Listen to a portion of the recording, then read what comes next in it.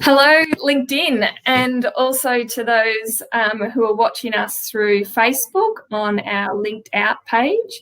And of course, also a welcome to those who watch this on the replay. I'm really excited about this. When I got the approval to go live on LinkedIn, I got really excited because this is where we can have some conversations about practical inclusion. What are some of the things we can do on the ground? You know, might be small things, but that have a really large impact. And I am really excited to have some conversations with some really cool people about this, people who are actually doing inclusion on the ground and all the challenges that come with that, but also the little successes that they can have. I want to start, obviously, by acknowledging the traditional owners of the lands on which all of us gather on today. For me and for my guest, Joe, today, it's the land of the Wadawurrung people. Pay my respect to the elders past, present and future, and of course, any Aboriginal or Torres Strait Islanders who are joining us or watching the replay. Next week, I'm actually going to be talking to Rebecca Hunt, who is a Yorta woman who also is queer, and I spoke to her yesterday, and I think we're going to have a fantastic conversation. So tune in next week. But today, I've got with me my friend and I guess soon to be or existing business partner. Joe and I have started a venture called Linked Out, which you may have seen us advertising. We'll talk about that at the end of today's session. So if you don't want to hear the plug about that program, you can drop off then. But hopefully you'll be interested to hear what we've got in mind and what we're trying to do. I first met Joe at a event for queer people in Geelong, a social event that Joe ran. And I suspect that my story is not alone. I think there are probably hundreds and thousands of people that Joe has introduced to the queer community. It was my first ever social event in the queer community, and she created a space that made me feel safe and welcome and actually have a really ripping time. So thanks to you for that, Joe. But I'm not going to steal your thunder. I want you to tell us who you are, why you do what you do in the LGBTI inclusion space. Give us the Joe story. Yeah, right. Where do I start? Okay, so born and bred in Geelong. Came out as a lesbian in my early 20s. I'm in my mid-40s now, so 20-something years ago, back in the 90s. Very much an out proud lesbian since the get-go. Geelong was not a safe space back in the 90s. And it took me quite some time to find my tribe. And there was a lot of, I guess, trauma attached with that, a lot of shame, a lot of self-doubt, lack of self-worth. Growing up in a regional town as an out proud queer woman was scary. There was a lot of homophobia here at the time. But moving on, since then I've done a lot of work in the community. So a couple of hats that I wear. So one is I've been the president of Dykes on Bikes Melbourne now for the last 7 years. Now, that club itself changed my life. It's more than a motorcycle club, and we get to lead pride marches in Melbourne. I've led pride marches all over the world, including the US, Europe, Iceland, and many, many here in Australia. But being part of that group is where I found my tribe and where I found my strength. It's incredible how empowering it is to be around people that identify similar to what you do and you share the same experiences. So that's one hat. The other hat is I'm also president of Geelong Rainbow Incorporated. So we've been going now in Geelong for the last 4 or 5 years, and we hold the annual Geelong Rainbow Festival, which has grown from 500 people to 5,000 people in 3 years. So we have a massive community here in Geelong. So that's a couple of hats I wear. I work as an LGBTI cultural guide for age disability service, not disability, sorry, an aged care service for Diversitat. What else do I do? I hold social events here under Moist Events here in Geelong, so just social outings. Also hold regular dinners for queer women. And basically, I just get involved in everything. I've got a few projects going on at the moment. One with yourself, which we touched on, linked out, which we'll go into a little bit later, which I'm really, really looking forward to. And also, I've partnered with the Kindness Pandemic to do an arts project called Finding Strong. So that's all about queer strength during COVID. So that's another exciting project. So many hats, many projects. Am I a sucker for punishment? I don't know. You do manage to take on and execute more things than I could ever imagine doing myself. I think it's incredible the dedication that you have to this place. Well, you touched a little bit on how hard it was being out and proud queer in a regional town. Is that what drives you to do this work? Yeah, look, growing up in the 90s, I had a lot of issues, me personally, coming out, I had family issues, lack of acceptance, family, I lost a lot of friends, workplaces, I definitely wasn't included, the discrimination that I got, I've primarily worked in male-dominated industries. So the discrimination that I've felt, being a woman, one, and then being a lesbian or a queer woman brings a whole nother layer to that as well. So, I don't know how many times I've been told that I don't fit the image or, something similar, that because I'm so out and proud, they didn't want me to, move up to the next level and be a bit more of a face, for the business and stuff like that. So I was always denied those other roles, which took its effect on me, my mental health, my ability to just get out of bed every day, my lack of self-worth. Like, I really, really struggled. So during my 20s, I self-medicated, I always worked though, always kept that pride, I always worked. But outside of work hours, I self-medicated, I turned to alcohol and I turned to drugs, and I had a really, really, really rough time. But, as I got a little bit older and my self-worth grew and a little bit more, I guess, acceptance, that life, like, I look back now and I don't even recognize that person anymore. Like, they don't exist, So yeah, it was tough. I was a victim of homophobic violence a couple of times here, in the main streets of Geelong, because I was out, with my partner at the time, and I've had a bunch of guys that have absolutely, couldn't handle who we were. They didn't know how to take it, how to deal with it, So we're a victim of violence a few times. So all that trauma, that shame, that self-worth that's attached to all that was really, really difficult to deal with.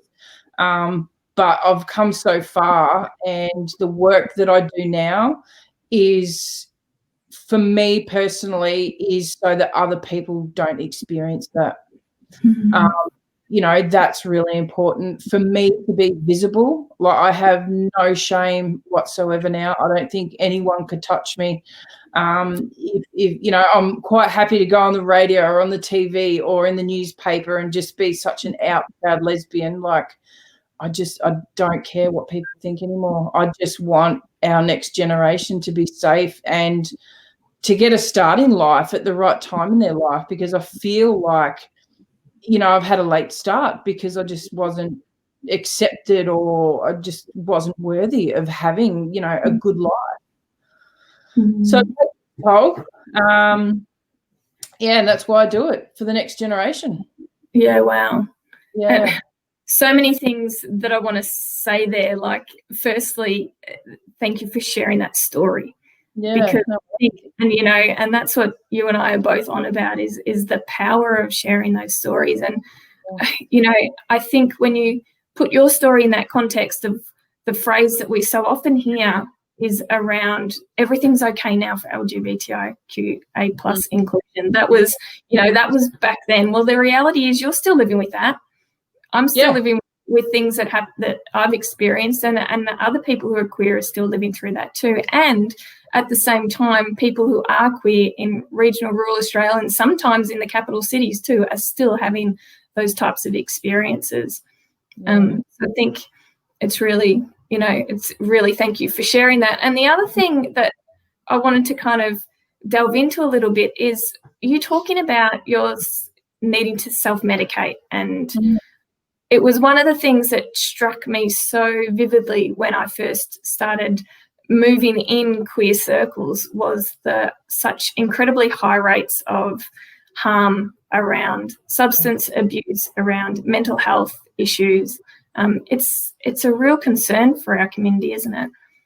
Yeah, it absolutely is, and I'm not going to, pretend I'm anything else, but, I love a drink. I love catching up with my friends, and I love going out on the weekends. But you're right. And I've done some work with Thorn Harbour Health around, alcohol, that my personal relationship with alcohol. And that's why I made a decision. So in March 20, when our first lockdown started happening there, I made the decision that isolation wasn't a place for alcohol for me, for my own mental health and being a leader in the community. I put it out there and started a group called iSober. I'm not going to lie, I had a couple of wines for my birthday in June, but other than that, I haven't touched a drop since March, which has been incredible for me. And I've got a lot of other friends that have joined me on that as well. So it's about, and it's when we start talking about addiction, we talk about addiction, but when you put a known face to that addiction, you can relate more. So I think it's really powerful for people like myself as a leader in the community to be out there and to talk about that, because people can relate to that and go, yeah, that's what I do, or, I can relate or however. And I think it's really important to be vulnerable and talk about this, because at the end of the day, we're all just human beings and we all have experiences. And, isolation and feeling alone is because we need, you're not hearing and you're not interacting with people that share similar experiences. And that can really help a lot of people. So, and addiction and mental health go hand in hand. And it's tough, especially when you get caught in that loop. It's tough to get out of, so you need role models to talk about their experiences and how they broke that cycle. Yeah, just the way that what I was so impressed with that ISO Sober was just the way that you took that public and you brought people with you. So it wasn't just your experience in ISO. You took people with you and supported them. And it's also, not just about full-on addiction. It's about just checking where you're at, and it's not about abstaining. It's about, just maybe changing where you're at and, just maybe having a bit less, because a win, you got to celebrate a win. Doesn't matter how it is, you got to celebrate it. Nice. And it helps with your self-worth. Absolutely. Yeah. So I want to kind of pivot the conversation a bit and talk about some things that I know you have a story about being in the workplace and being discriminated against, and you alluded to some of that before. If you could imagine, and I know this is a really hard stretch, if you could imagine, like, you've got this story and you've got this lived experience. If you were straight and you're in a workplace right now, what could you do that would create inclusion for people who are queer in your workplace, either something you could do today, something you could do next week, something you could start building. What types of things do you think are important when it comes to workplace inclusion? I think first and foremost is just respect for another human being. Regardless of gender or sexual orientation, like, you just respect people, treat people how you want to be treated yourself. I think there's a lot of people that are just completely unaware of what life is like for an identifying person. So, if you're curious and you want to know and get to know someone, it's okay to ask questions. Do them in a respectful way. Learn about the person. It's the same that you'd learn about another mate that might be working with you. You just ask questions, about life and how you're going, and, and just be respectful of your language around people. Celebrate their days, like they might celebrate, your birthday at work will help us celebrate Ida Hobbit Day, or, we're at Purple Day or something like that, because they're special days for us. It's about being a good ally, I suppose, and help us celebrate. Don't just tolerate us, accept us, and help us be part of the crew, I love that idea that tolerance is all we need. No, we don't want to be tolerated. No, not tolerated. Not at all. We want to be valued. Yeah, I like that. And that's exactly right. You hit the nail on the head. We provide as much value as anyone else in the workplace, and in fact, there's at times we might provide more value because we have a different spin on life, so we can add a whole nother level of thinking, so why wouldn't we use that to our advantage, and make these people part of your team, get everyone on the same playing field, and awesome. Nailed it. You're doing my job for me, Jo. So I want to talk about something we haven't talked much about, is Geelong Rainbow. Yes. I know you've been doing that for a while, and I know that there's significant challenges in running that org. What impact do you think Geelong Rainbow has, and what are the major challenges you face with that?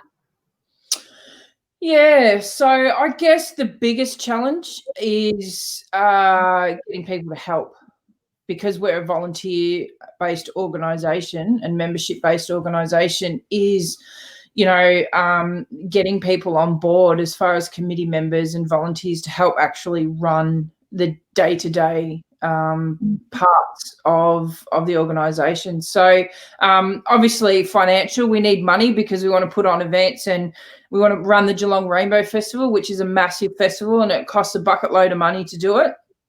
So we rely on government grants, sponsorship money, donations, and membership to run that festival.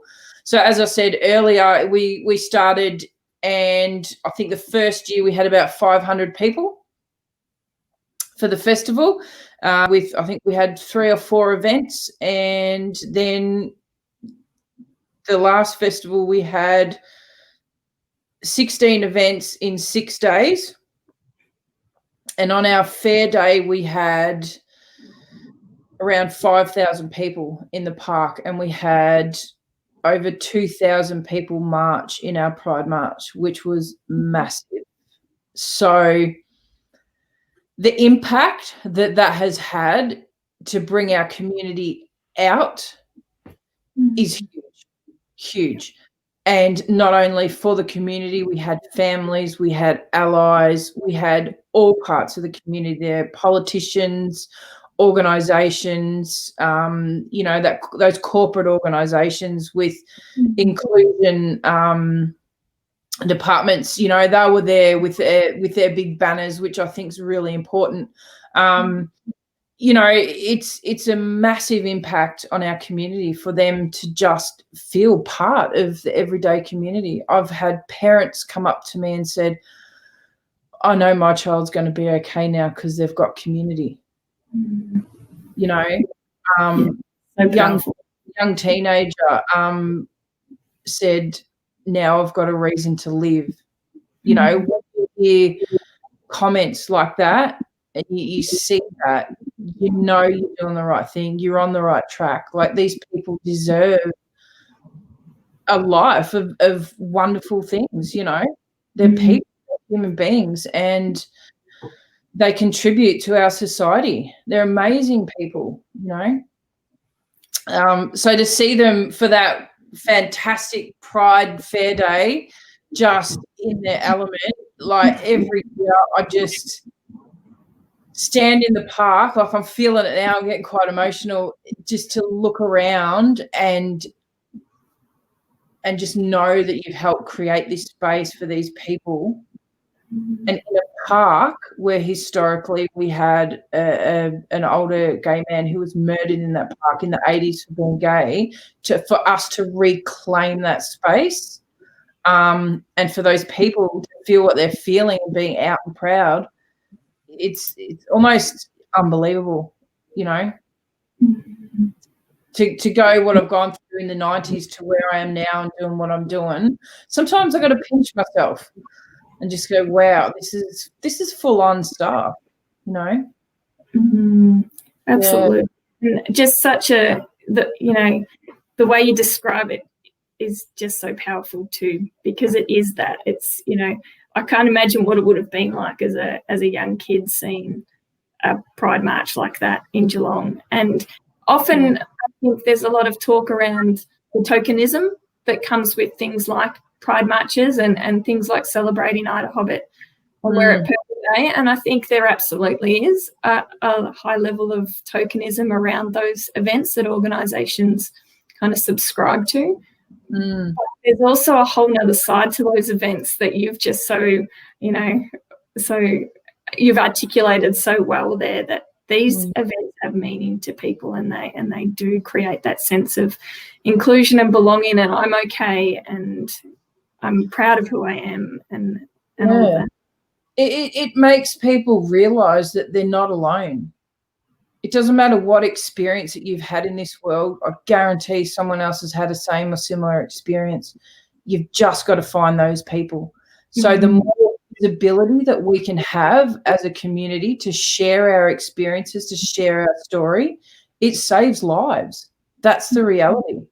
And that's why I'm out there being so visible and vulnerable to tell my story. And I encourage everyone to do that, because you're going to help someone. And that is one of the most powerful things that anyone can do ever. Awesome. Yeah. Fantastic. We've had some comments that are coming through, a lot of support for the work that you're doing, Jo. Of course, Merrin says hi. And, one of the comments was, be an ally, accept, don't just tolerate. And I do like that. I also often challenge people. I don't think acceptance is enough either.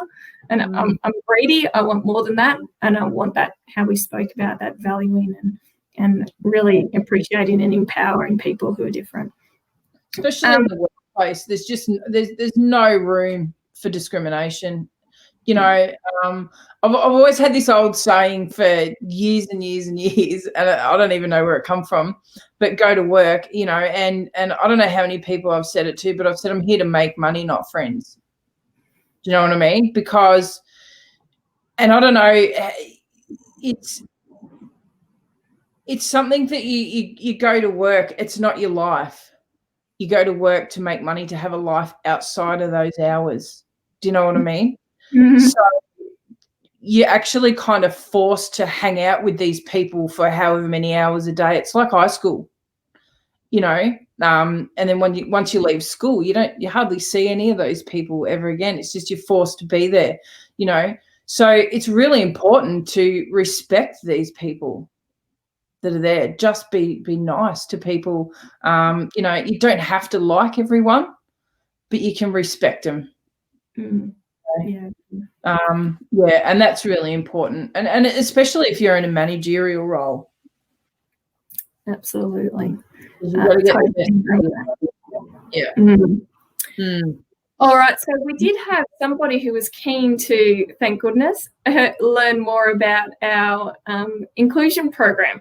So if you're not interested in that, we won't be offended if you jump off now. But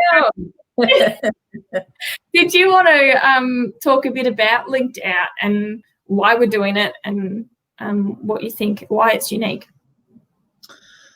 Yeah, well, I suppose I've done quite a few LGBTI inclusion training programs, and they're all being run by city-based organisations. Now, not saying that there's anything wrong with that, but it's a different experience.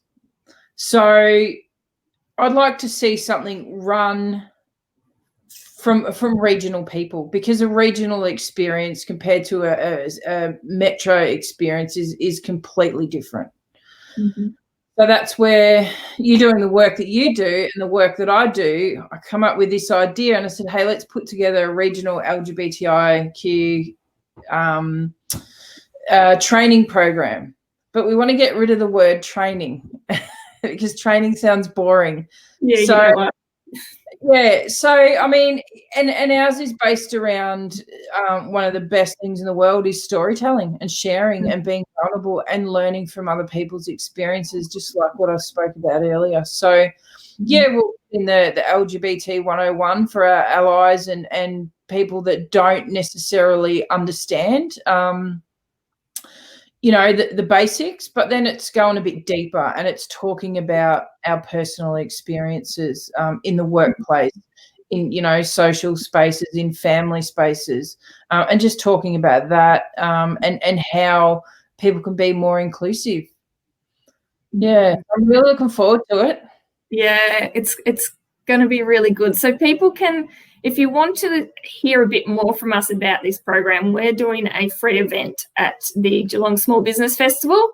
So it'll be online. There's an Eventbrite link that I'll put in the comments that you can register for it. And we're going to give you a little taster as to what the program is. But essentially we've got, as Joe said, we've got an online course that delivers the LGBTI 101 stuff, but does definitely involve a lot of storytelling. And we also have a workshop, which is not the best word for it, as you and I have spoken much about. But we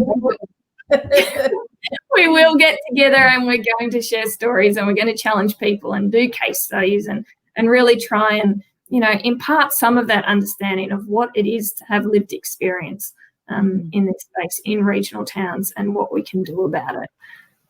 So if people want to go on, they can contact either Joe or I, or jump onto the Geelong Small Business Festival website and sign up to our free event.